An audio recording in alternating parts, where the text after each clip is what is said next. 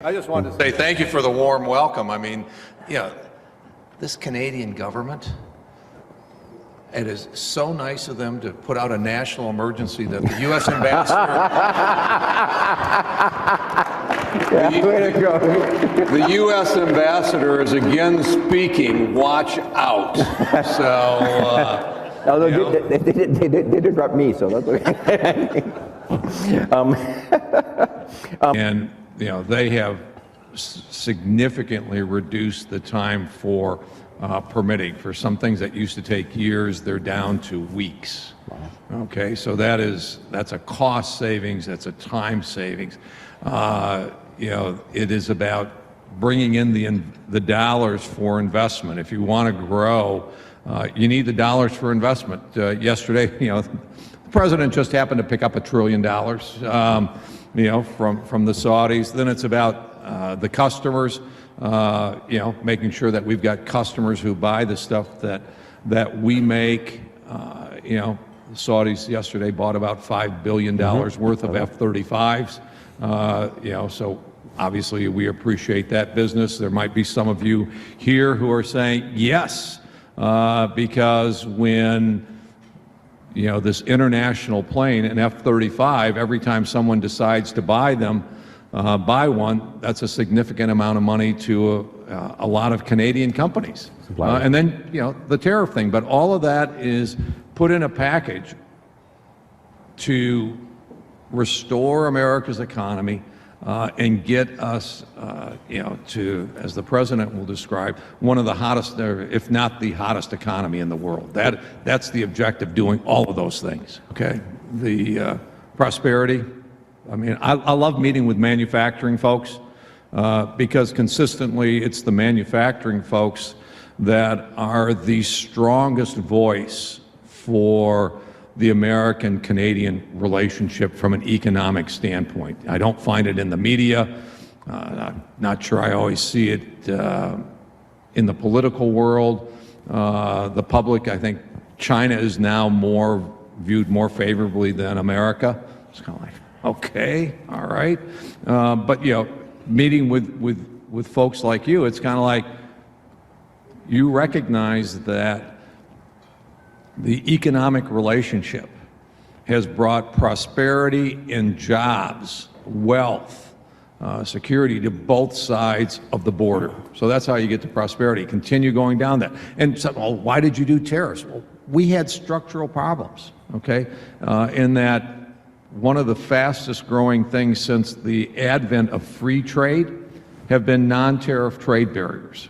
And so to restore our manufacturing and our economy again, we needed to deal with these non-tariff trade barriers. We needed to deal with some of the issues that came up with free trade and those kinds of things to move forward. So yes, we have done it, but we've done it with everybody in the world. Safety, man, I mean, we lose 50,000 people a year to fentanyl, all right? And I believe the Prime Minister has said this, but what we want to do is we think North America should be fentanyl free. Exactly. All right? Join us in fighting the cartels, vote, in gangs and these types of things. But, this whole different level of crime that makes our people unsafe. Let's coordinate on immigration issues and those kinds of things. So we can make significant progress on safety. And then going way back to World War II, going back to NORAD, we've got a model on defense that from the American perspective, we think has worked pretty well. Okay? And so, continue moving down that direction, recognizing that we face a lot more challenges from different parts of the world than we do from each other.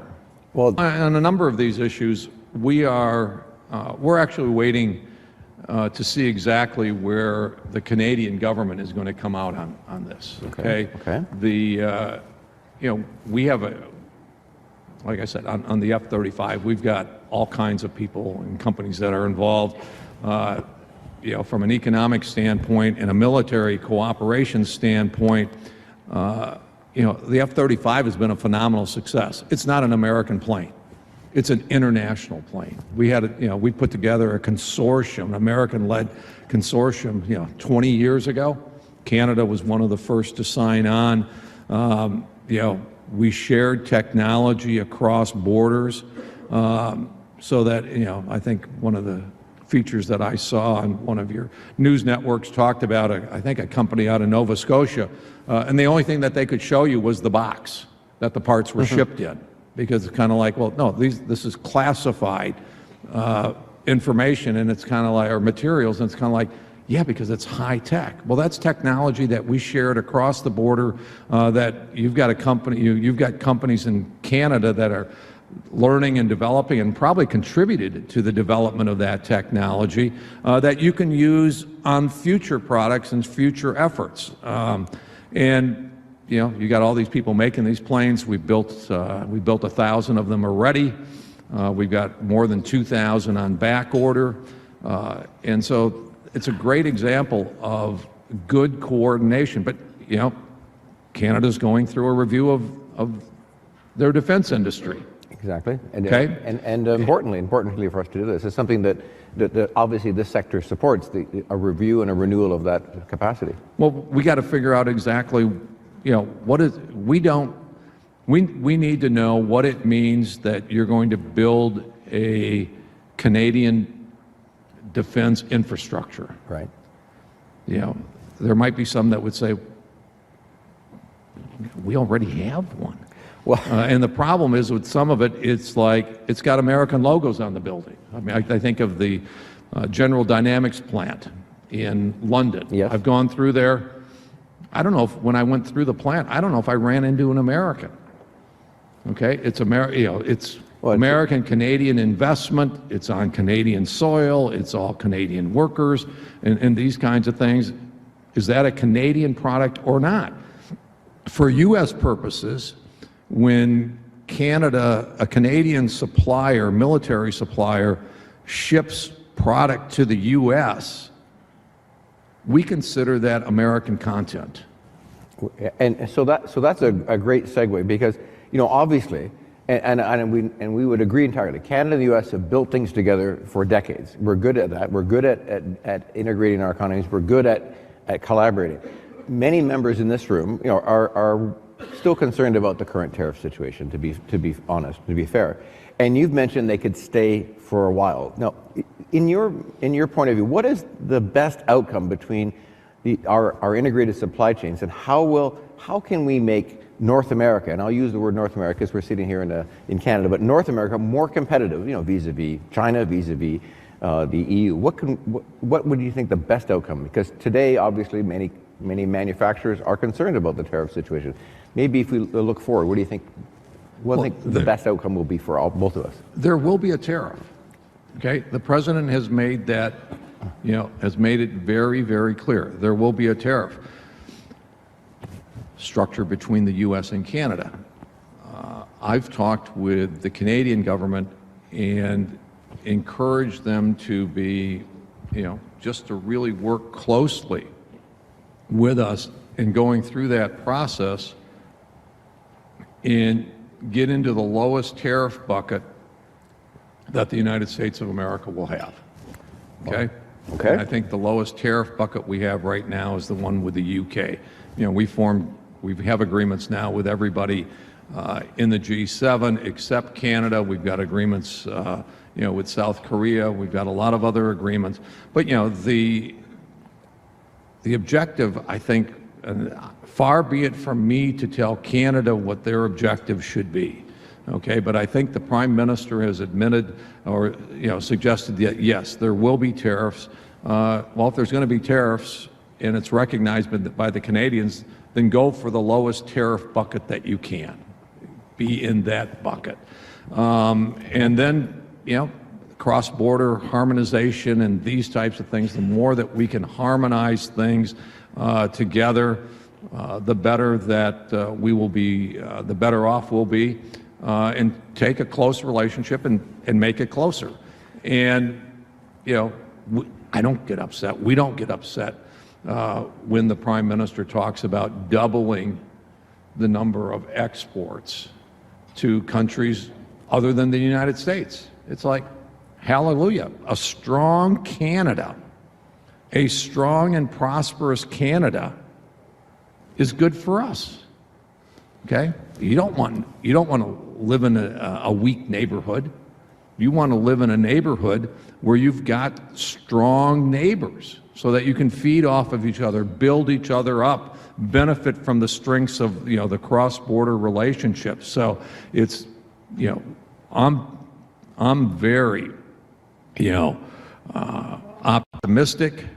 I'm very passionate about the Canadian-American economic relationship, and building it and recognizing that, just as we're diversifying who our customers are, the people that are investing in the United States, we fully expect Canada to do the same thing, and that both of our countries will be stronger. We look at selling to Canada or other parts of the world as a both and.